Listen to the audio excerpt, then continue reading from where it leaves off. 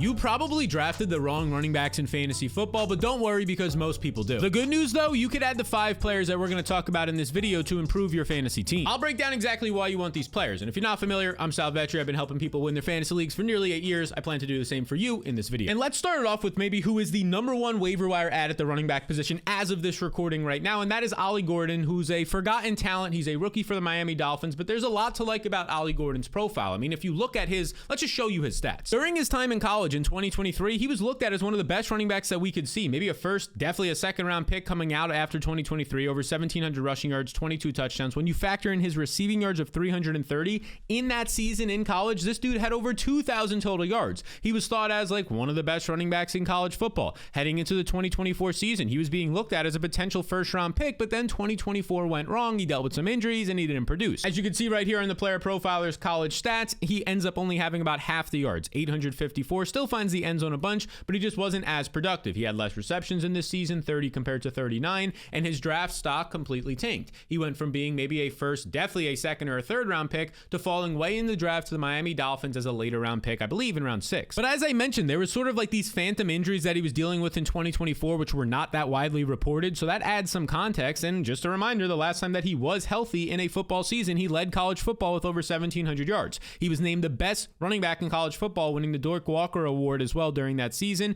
and the Miami Dolphins ended up taking him in round 6. Now, of course, Devon Achane is there. Jalen Wright is also there as well. So this starts to become a backfield where things seem messy when he's drafted back in April, but now it's opening up a bit. Because if we look at this backfield, as of this recording, Devon Achane is battling a calf strain. They're saying there's no setbacks right now, about a week until the season, but the concern would be for Devon Achane that, okay, well, a calf strain can turn into something. We saw with Christian McCaffrey last year. If it's not fully healed, we'll see where he's at. Jalen Wright suffered a shoulder injury in practice about a week ago, and he had a terrible preseason, by the way, fumbling the ball, not even averaging 2 yards per carry on his carries and opportunities. So this is a spot where now Ollie Gordon, if he's indeed healthy, and oh yeah, he looked good in the preseason, we'll get into that in a second, things are starting to look nice for him. And you can see his preseason stats right here. He had 126 yards. He was averaging about 5 yards per carries. 8 of his runs went for first downs. NFL coaches are going to love that. And he had 101 yards after contact, which is exactly what his game was in college. He would produce yards after contact. You can see right here, Jeff Mueller, a physical therapist over on Twitter, says that Ollie Gordon had over 1,000 yards after contact in his 2023 season.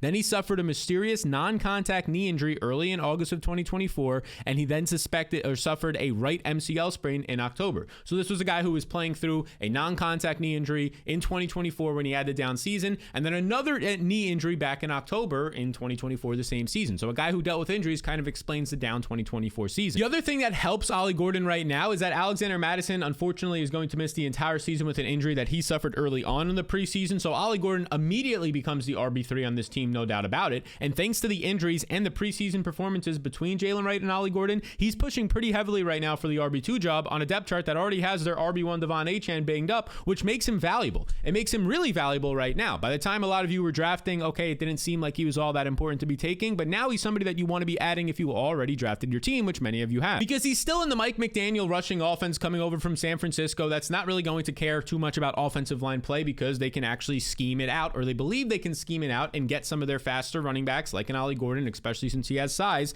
to the outside, get them in space. His own running scheme is something that can help Ollie Gordon. We already saw it in the preseason, him look really good, average about 5 yards per touch behind this zone running scheme. And if you're talking about just 2 running backs producing in this backfield, it wasn't long ago that Raheem Mostert had 20 touchdowns. Both Raheem Mostert and Devon Achane combined for 32 touchdowns in the backfield in 2023. So the RB2 job is very valuable in this backfield when Tua is healthy. So if we pull up Yahoo right now, I'm just choosing Yahoo. If you want to choose Sleeper or ESPN, whatever you want to do, go for it. But right now, as of this recording, Ollie Gordon is only rostered all the way down here, as you can see, in 17% of fantasy leagues. That's a mistake in my opinion. This should probably be closer to like 40 to 50%. I get it. Some of you are only in 10-team formats with only 4 or 5 or 6 bench spots, so maybe Ollie Gordon's not all that important right now, but I wouldn't be shocked if by week 1 or week 2, this guy's really valuable. Remember Jordan Mason last year before we found out about the Christian McCaffrey calf turned into an Achilles and then it was a big thing? Jordan Mason was in this similar situation, having some hype in the preseason in camp, and then he ends up going out there for the first 5 weeks of the season and being very productive. I'm not going to say that's exactly the path for Ollie Gordon, but as of right now, I mean, there's a chance that could happen when the RBs ahead of him are banged up and he just had a good camp so far. So Ollie Gordon is the guy that I'm trying to target everywhere right now, assuming this next player is not available on waivers because he's not out there as widely as an Ollie Gordon. And that next player is Braylon Allen, the Jets running back. And by the way, all the running backs in this video are are available in over 50% of fantasy leagues. So yes, Braylon Allen, believe it or not, is available in 50% or more fantasy leagues right now. And I would much rather have him over guys like Najee Harris, Tajay Spears, who's hitting the IR, Cam Scatterbo as well, because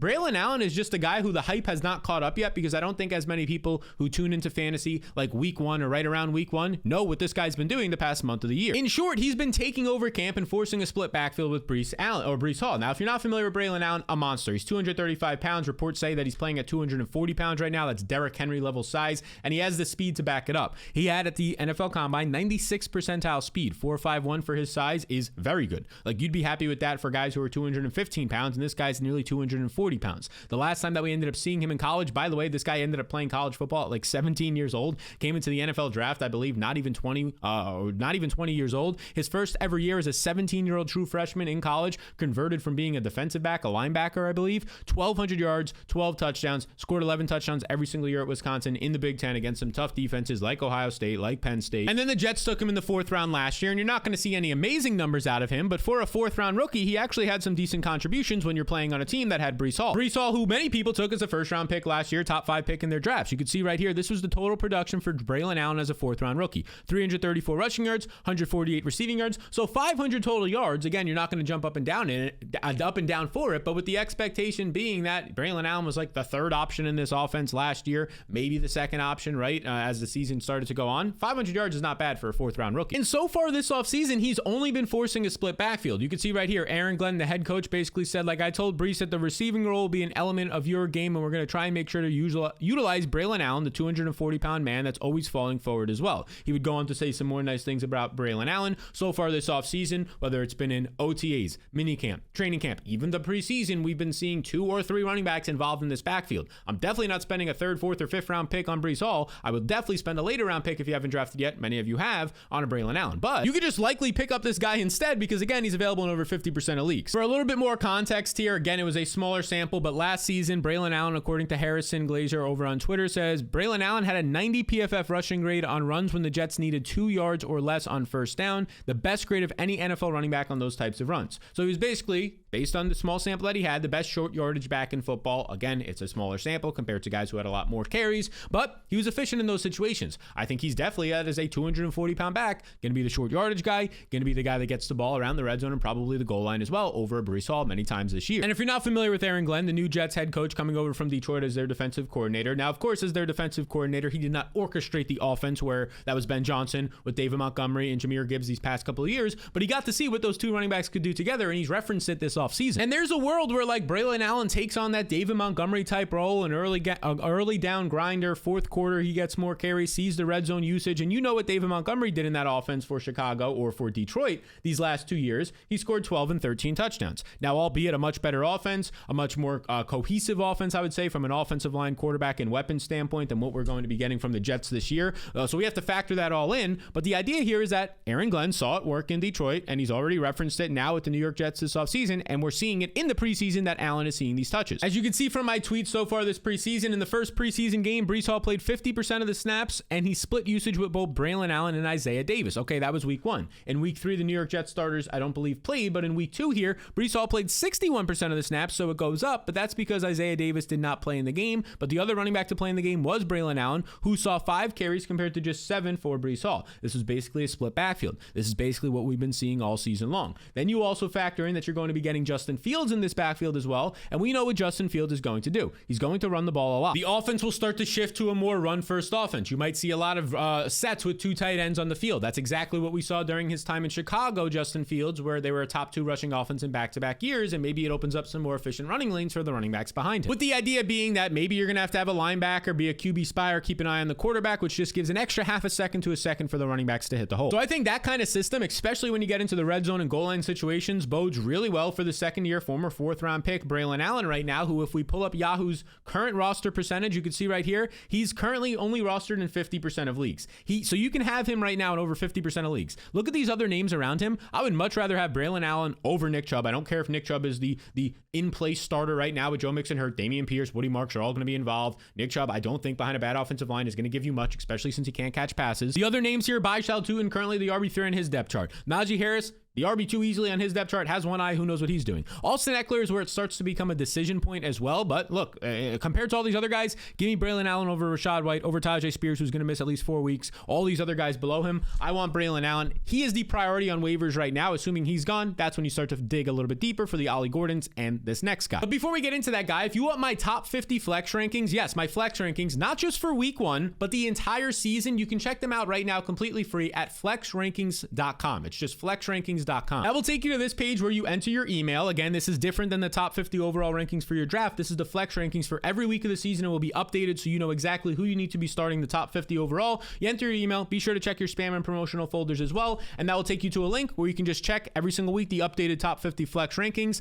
and it will help you set your lineups. But if you're in a serious fantasy league where you need more than just those top 50 flex rankings, you need like a top 150 so you know exactly every single position, who you should be starting, also get help with your waivers and trades and a whole lot more. Well, that's exactly why I built the Fantasy Blueprint. Not only will it help you during your draft, but it helps you every single week of the season from draft day to championship week. You can check it out with the link in the description below. It'll take you to this page and you can learn more about it, or you can head to jointheblueprint.com. That is jointheblueprint.com. You can read all these testimonials from a bunch of people who were signed up last year, because over 10,000 people were signed up last year, over 10,000 people are signed up this year, and about 90% of people who signed up last year are back this year, which I just think shows you that this is a quality product. This is the tools that I use in every single one of my leagues. So if you want to get it right now to smack around your league mates and make them wonder, how the heck is this guy so good at fantasy all of a sudden, you can check it out at jointheblueprint.com or with the link in the description below as well. Now, the next running back I want to talk about that you should consider adding on your waivers is Roschon Johnson of the Chicago Bears, because this guy's been stuck in a messy situation the last couple of years, but now he's easily in the best situation of his career, and we could talk about why right now. Look, last season, if you look at Roschon Johnson's role, just 28% of the snaps, he was in a 3-headed backfield, only 22% of the opportunities in the Chicago backfield when it came to carries and targets, but this was still a guy that was able to score on that limited usage 6 touchdowns. He operated as a goal line and red zone and a short yardage back last year for Chicago, and he succeeded in that role. And now this offseason, one of the reasons why this is going to be a much better situation for him is the idea is that this offensive line should be better. It should be the most improved offensive line in the NFL when you add Jonah Jackson. Let's go back to that here. When you add Jonah Jackson, when you add Joe Thuney, Drew Thalman, a center on free agency, you draft as well Ozzie Trapello in the second round at tackle. The offensive line on paper is easily a top 3 most improved offensive line, if not the most improved offensive line. Then you throw in getting the most sought after coach and offensive coordinator from the Detroit Lions. He goes to the rival, the Bears here, and now you're in a situation where Ben Johnson, we saw him produce with it in the past years, Jahmyr Gibbs and a David Montgomery combination. Years before that, we saw the Jamal Williams and DeAndre Swift combination, where these 2-headed backfields, both guys had their roles and both guys were efficient as long as the offense stayed on track. If that's the case this year, DeAndre Swift could be in that DeAndre Swift role, right? Or Jahmyr Gibbs, and that David Montgomery, Jamal Williams role can go to a Roschon Johnson. Those are the types of backs they are. And here's a nice tweet from Joe Orco on Twitter. He says that in Ben Johnson's Detroit offense per game, 16 opportunities per game went to Montgomery, 19 per game went to Gibbs. That's 35 backfield opportunities every single week, right? Now, again, this is a totally different offense. It's a totally different quarterback, and you're going to have a different offensive line and different personnel, right? So it's not going to be a carbon copy of Detroit, but he knows what works there, right? If he can lean on running backs behind an improved offensive line, I think he's going to be doing that, especially when you have 2 quality tight ends to be blocking on the field in Cole Kmet and the rookie Colston Loveland. And Ben Johnson loves leaning on the bigger backs in the red zone. Back in 2022, you had Jamal Williams scoring 22 goal line touches in that season, having a bunch of touchdowns. If you look at last year, and really the last 2 years, David Montgomery has scored about a dozen touchdowns each year, and he's led the team in goal line and red zone touches ahead of Jahmyr Gibbs. He likes leaning on the bigger back. The bigger back in this backfield would be Roschon Johnson. Some people want to point to the 7th round rookie Kyle Monangai, and they get excited as he's a bigger back, right? He's flashed a little bit in camp, but this guy can't pass protect, in my opinion, and everything that I've read. The guy can't pass protect, so I think the hammer inside the 10-yard line. And basically right now, we've already got this confirmed by reports. Like, the only thing they've said all offseason about Roschon Johnson is, yeah, he's kind of locked into that third down pass protection role. He's the best pass protector here, in my opinion, in this backfield, and he's also locked into that goal line red zone usage. So when we factor these things in, and I see that Roschon Johnson is only rostered right now in 9% of fantasy leagues, crazy to me. I mean, I think he's definitely worth a pick in like round 14, 15, 16, depending on how many rounds your draft had. So I would roster this guy. Look, he had an injury. He had an injury towards the end of camp. So did everybody else in the Lions depth chart, including Kyle Monangai. Just every other running back not named DeAndre Swift right now has been banged up. But if Roschon Johnson comes back ready for week 1, ideally he's not going to miss more time than that, if any. There's just no reason why you shouldn't be taking stabs on a guy who could actually evolve into something more. He has the frame, he has the play style as a pass protector, pass catcher, and goal line back. Here's the tweet from Ben Cummings. Finally, a legit Roschon Johnson report that's massively bullish. Roschon feels like a lock to be the Bears' short yardage and goal line running back again this year, but also on third downs, where he was utilized 51% of the offensive snaps in 2024. I mean, if you're going to be a guy who comes out and you're trusted in the 2-minute offense, third downs, and the red zone role, you can quickly become the lead back of this team if you're starting at that point. This is the final game for the Bears in week 3 of the preseason, as you can see from my tweet right here. Caleb Williams and the Bears starters, they played a lot. They had like a whole dress rehearsal for a half, 28 snaps. DeAndre Swift, a lot of people will look at this and see that he played 71% of the snaps and saw 7 of 8 backfield carries and jump up and down, but you have to note that Roschon Johnson and Kyle Monangai did not play. Their fourth RB4 on their depth chart, Travis Homer, was also injured. So DeAndre Swift was like the only available running back to play with the starters. That's why he did. So target Roschon Johnson in your drafts, and also while you have 2 seconds, hit the subscribe button. Again, it takes literally 2 seconds. We're pushing towards 200,000 subscribers. If you find these videos helpful, it would mean the world if you could hit the subscribe button. The next situation we got to talk about is the Texans backfield, because as of right now, Joe Mixon, it's been reported, will miss at least the first 4 weeks of the season, and based on his foot/ankle re-aggravation, who knows how much more he's going to miss after that. So it seems like Nick Chubb, based on preseason usage and everything we've seen, is going to be the starter right now. But I'm more interested, not in Nick Chubb, in Woody Marks, their 4th-round rookie, and even in Dameon Pierce, a former player for them that as a rookie was breaking out, right? A lot of expectations for him coming into year 2. That never panned out. Then last year, he basically got fully replaced by Joe Mixon, but now there's an opportunity for him, after having a nice camp after returning from an injury, to maybe see some usage right away. But let's start with Woody Marks in terms of going in depth here, because this is a player in Woody Marks that if you look at his college career, the 4th-round pick, really productive.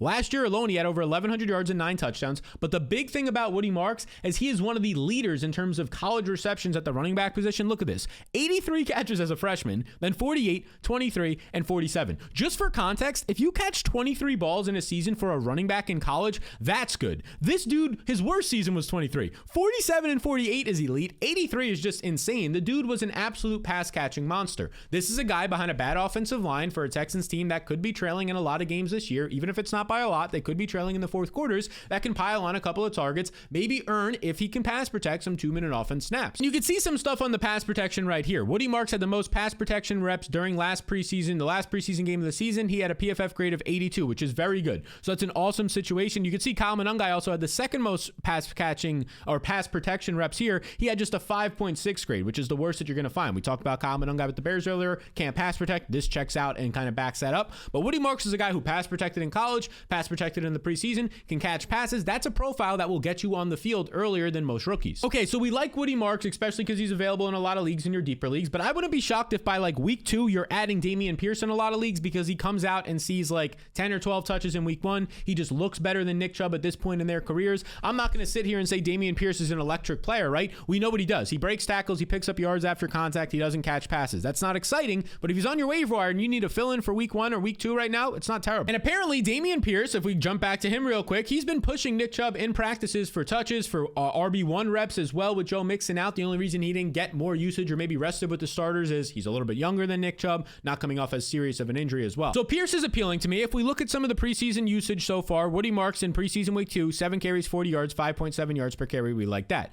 In preseason week 3, he had a nice touchdown run. He also caught 3 balls for 20 yards. But the bigger thing about preseason usage week 3 that's going to go unnoticed because of Woody Marks' touchdown run is this tweet right here from Dwayne McFarland. He even says it right here. Woody Marks is getting all the praise for that touchdown run in the 3rd preseason game, but the bigger story is Dameon Pierce. He played 91% of the snaps in the first quarter with the starting offense and handled 78% of the attempts, which matches the camp buzz that Pierce is battling Chubb for RB1 reps. Right now, because of the Joe Mixon injury, everybody is jumping over to Nick Chubb. He has the flashier name. They remember the good days with the Browns. I want to be adding Dameon Pierce right now if he's available. And more times than not in fantasy leagues right now, Dameon Pierce and Woody Marks are available. Let's look at it right now. If we look at Dameon Pierce, he's rostered in just 2% of leagues. This is crazy. If Nick Chubb is going to be rostered in like 60% of leagues, Dameon Pierce should not be rostered in 2% of leagues. I don't think Dameon Pierce is great, but why not just see week 1 what the usage breaks down to? What if it's Nick Chubb seeing 8 carries and Pierce seeing 10 or somewhere around there? Then that disparity of 2% rostered to 55, 60% shouldn't be that wide. Add him, just see what happens, hold on to him for a couple weeks, because we might not be seeing Joe Mixon for a very long time. Now, we've talked about plenty of running backs you should be adding on your rosters this year, and one name, Braylon Allen, is the name. I also like him to go for more than his rushing yards this year. And it's because of the reasons that we stated. Very quietly, this guy's role is expanding, as we've seen all through training camp and the preseason usage, and if that continues into the regular season, I love him to go for more than his rushing yards. And since we're talking about making picks, I'm teaming up with DraftKings Pick 6 this year for week 1 to give you a shot at their biggest bag ever. Right now, all DraftKings Pick 6 customers can play for free for a shot at a cut of $1 million or more. Pick more or less on 6 player stats, share it with your crew, because the more people that play, the bigger the bag grows, and if you hit all 6, you are in for a share of over $1 million. So if you want to play along, download the DraftKings Pick 6 app, sign up using my promo code SAL, and claim your free token today. Simply put, let's build this bag together. Now, the next running back that I do think is worth adding in most serious fantasy leagues right now is going to be Will Shipley of the Philadelphia Eagles, because this dude, he has a ton of value if indeed contingency value Saquon Barkley misses time. You're not going to get standalone value out of Will Shipley like you will from Braylon Allen, like you will from some of the other names like maybe an Ollie Gordon that we mentioned, right, who can just get some points even if the starter is playing. But what you will get is a lot of upside if indeed Saquon misses time. Look, Will Shipley in college, this was a productive back. In 2022 at Clemson, over 1,100 yards with his receiving yards as well. He ends up having almost 1,400 yards. The dude can catch passes, 30 plus receptions in his final 2 years in college as well. In his 3 seasons at Clemson, he had nearly 3,400 yards, averaging over 1,000 total yards per season. He was a productive player. And we even saw this production dip over into actually last year, the NFC Championship, a blowout game. So he saw some usage, 4 carries, 77 yards and a touchdown. He had a big touchdown run in this game as well, right? Obviously, Saquon Barkley is not going to lose his job to Will Shipley in that same game. 15 carries, 118 yards, 8 yards per carry and 3 touchdowns. But Will Shipley showed up all year long. When he got touches, he actually made the most out of them. Even if most of them were in blowouts, this was a player who looked productive. And so far in training camp and the preseason, they've been treating him like the RB2 on this team. And it should be stated that Saquon Barkley last year, of course, had a historic 482 touches when you include the postseason, the 10th most ever in an NFL season, including the postseason. So, like, I'm not going to hope that Saquon gets hurt, but there is a chance, just because he's an older back, he's going to be 29 years old this year. Like, there's a chance that this guy ends up missing some time. Even if it's just 1, 2, or 3 games, that's where Will Shipley becomes valuable for you, especially if you're a Saquon Barkley fantasy manager. As of right now, it looked like early on in camp that A.J. Dillon was going to give Will Shipley a run for his money in terms of RB2 production, but that's just not the case anymore. If we pull up my tweet right here, from week 2 and week 3 of the preseason, this is what happened. Will Shipley rested with the Eagles starting offense. Meanwhile, A.J. Dillon played in the second preseason game. I wouldn't be shocked if A.J. Dillon is like a surprise cut by the time you're watching this. Cuts are happening right now, but odds are he probably makes the team. But this does suggest that Shipley has won the RB2 job. That then followed up as well in week 3, where Shipley rested once again with the preseason week 3 with the Eagles starters. So again, by all accounts, Will Shipley is not somebody you need to be getting in like your fantasy team thinking he's going to start for you. But if you're a Saquon Barkley fantasy manager, why not take a last round pick on Will Shipley? Just hold him as a handcuff. Why not just see what happens, especially because the Eagles play the first game of the year on Thursday Night Football. You can just have Will Shipley on your lineup for that first game. If Saquon Barkley gets banged up, you don't even have to beat your friends to the waiver wire. He's already on your roster. If Saquon does what he normally does and has 100 yards and a touchdown or 2, well, then you can just cut Will Shipley. You might as well just add him for now and see what happens. Especially because the fella is basically free in drafts. He's only rostered in 10% of leagues. I would assume that the majority of these 5, 6, 7, maybe even almost all of them have a Saquon Barkley on their team as well, because that's a smart thing to do, at least for the first week or 2 of the season, to see how it plans out, especially that first preseason game. Now, those are 5 running backs, but I actually have some quick hitters for you because there's some important situations we have to be monitoring right now. The one is the Commanders' backfield, right? They ended up going out there trading away Brian Robinson. Ja'Cory Krosky-Merritt has been operating as the starter. At least that's what people believe for them. Austin Eckler, the veteran best pass catcher on this team, is there. And then you also have Chris Rodriguez, who the coach themselves, their own coach has mentioned this year, Chris Rodriguez, when they traded Brian Robinson, is going to probably filter in for the goal line opportunities for Brian Robinson. It will be Chris Rodriguez, not Ja'Cory Krosky-Merritt. So that's important to note. And a lot of people jumped up and down in the final preseason game because Ja'Cory Krosky-Merritt did not play in this game. It's unclear, as my tweet says, if he was resting with the starters or if it was due to a shoulder injury that he had a couple of days earlier in practice that week on Thursday. My guess, since he was wearing a non-contact jersey 2 days before this game, was they said, just take a rest day. It's not worth risking it if you have a bum shoulder. So I don't think this is indicative that he's now the starter over Chris Rodriguez, especially since Chris Rodriguez started before him in the second preseason game, and their own coach said that Chris Rodriguez will fill in for Brian Robinson in the short yardage and goal line situation. So with all of this said, Ja'Cory Krosky-Merritt is now like a 7th or 8th round pick in fantasy drafts. He's not going to be available on your waiver wires. That's fine. I think you should probably sell high on him, if anything. Austin Eckler's available in 45% of leagues. Maybe worth an ad right now, but he doesn't qualify for this video. So I will say, once again, just like we said about Dameon Pierce and Will Shipley, just see what happens in week 1. If there's an injury, if the usage is different than we think, just hold on to Chris Rodriguez. What if he comes out week 1 and he gets 14 carries and he has 60 yards and a touchdown? Then everybody's going to go spend their waiver wire budget or priority pick on him. He could already be on your roster and just see what happens. In terms of more handcuffs, DJ Giddens is somebody that I'm looking to get right now. He's available in 99% of leagues on Yahoo. He's the Indianapolis Colts rookie. As you can see right here. Oh, now it's only 97% of leagues. If we scroll down, he's rostered in 3%. But he's important because he's won the RB2 job with the Colts based on preseason usage, resting with the starters in the final game as well. That's important because Jonathan Taylor has missed over 5 games per season on average the last 3 years. Similar things can be said for Ray Davis, who is surprisingly available right now in like 60% of leagues. Let's pull it up right now on Yahoo. Yeah, he's available in 65% of leagues. And Ray Davis might be a top 3 or top 5 handcuff if the starter was to go down. If James Cook took was to go down, Ray Davis immediately is a starting running back in a top 3 offense, a guy who can pass protect, handle goal line situations, and catch passes. So Ray Davis should not be on waiver wires nearly as much as he is right now, and neither should the other running backs that we mentioned in this video. Now, the wide receiver version of this video will be coming out literally a day from now. Maybe you're already watching this if you're watching this a little bit later, but if you want to see the 5 players that I believe are ready to shock fantasy football this year, even if you're already drafted, these guys are going to shock fantasy football. Try and get them if you can. Well, you can check out this video right here. I think it's going to help you a lot as we approach so close to approaching week 1 of the season.